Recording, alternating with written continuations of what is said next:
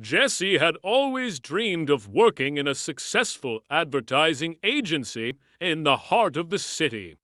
When she landed a job at Next Level Marketing, she was thrilled.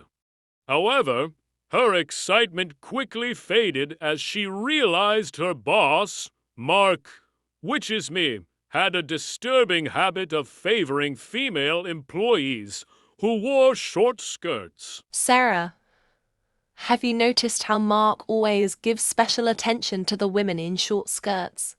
It's so unfair. Yes, I've noticed. But what can we do? He's the boss. I can't just stand by and let this continue. I need to do something about it. I always notice how the ladies were talking about me or gossip behind my back, but I will just pretend I didn't notice and just didn't bothered. One night, in a cafe, I met Alex, my friend, who is currently unemployed at the moment, has heard about me. He asked about my obsession with women in skirts.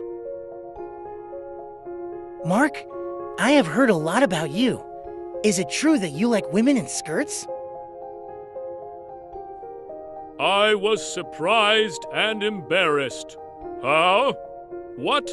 Who told you that? I mean, so what? That's probably up to me, Alex. So it is true. Come on, Mark, you need to stop. I mean, you can't just favor all the pretty faces in skirts and ignore the guys, right? The male employees had been working their butt off for you. Alex said in a friendly manner, but my ego has consumed me. The guys. Ha! I don't care about the guys. I just like pretty girls to work for me, and especially if they can show me some of their beautiful legs. This is what makes our company stands out. We are an advertising agency. I see, but still, that doesn't give you an excuse to try to be inappropriate with the female employees. I'm worried about you, bro. Alex said with his voice getting concerned. Huh? Excuse? I don't care. I can't live without the dolls. I said, getting annoyed with Alex's constantly talking about my work relationship with the employees. Mark, you know, as a friend, I must warn you, you need to stop, or else you'll lose your job. And not every cup is your tea. Think about what I'm trying to tell you. Alex then slowly drank up his cup of tea and left the cafe. I was still very annoyed by Alex's advice. The next morning, in my office, I'm in my same habit, looking and peeping at the female employees with skirts, and yet they didn't notice. In the late evening, I asked Jessie to come into my office because her skirts were not short enough. She sat down on the chair with her leg crossed, and she covered herself with her arms crossed. She looked uncomfortable, and her facial expressions also showed very much annoyed. Maybe because she's annoyed by my disturbing habits and the way I'm looking at her. I then said, Jessie, I need you to come into the office with shorter skirts starting tomorrow. No, I'm not comfortable, boss, and it is not part of my job scope. She said in a calm manner, but still, her expression was not comfortable. No, you must. We need to impress our clients. We are an advertising agency, I said in a more serious manner. No. Boss, I don't think our clients are here for that. Jessie said in a professional manner, but I stopped her from explaining further.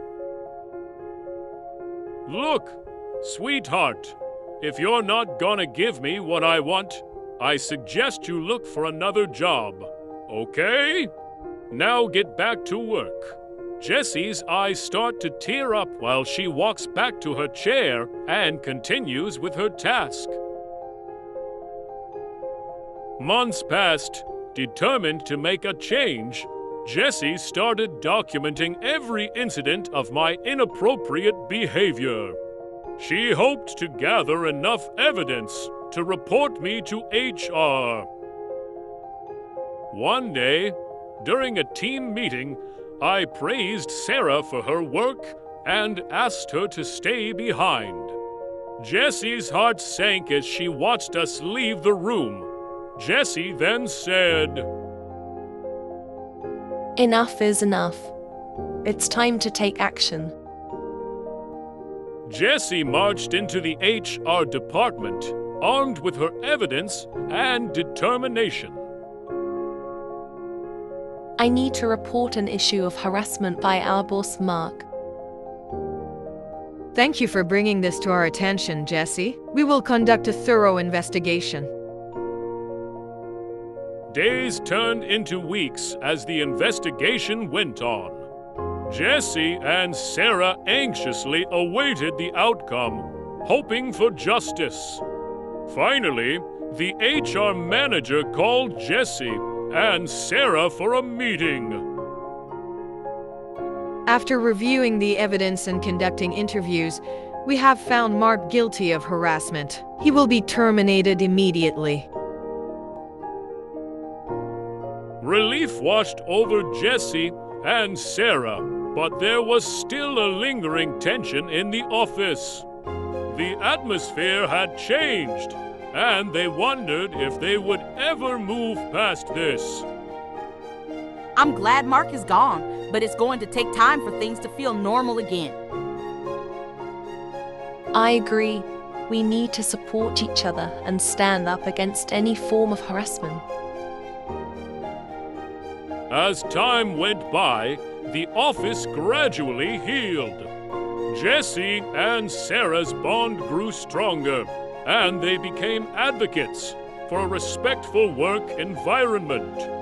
One day, a new employee named Alex, my friend, joined the team. Jessie noticed how Alex treated all employees with respect and kindness, regardless of their appearance. Sarah, have you noticed how different Alex is from Mark? It's refreshing to have someone who values everyone equally. Yes, it's a breath of fresh air. I'm grateful for the positive change in our workplace. And so, Jessie's determination to create a better work environment paid off. She found love and support in unexpected places, and together, they broke the silence. I should have listened to Alex never favors pretty faces only. I should never ignore the male employees. I could have appreciated the male employees. I was a fool back then. From now on, I must learn how to appreciate it.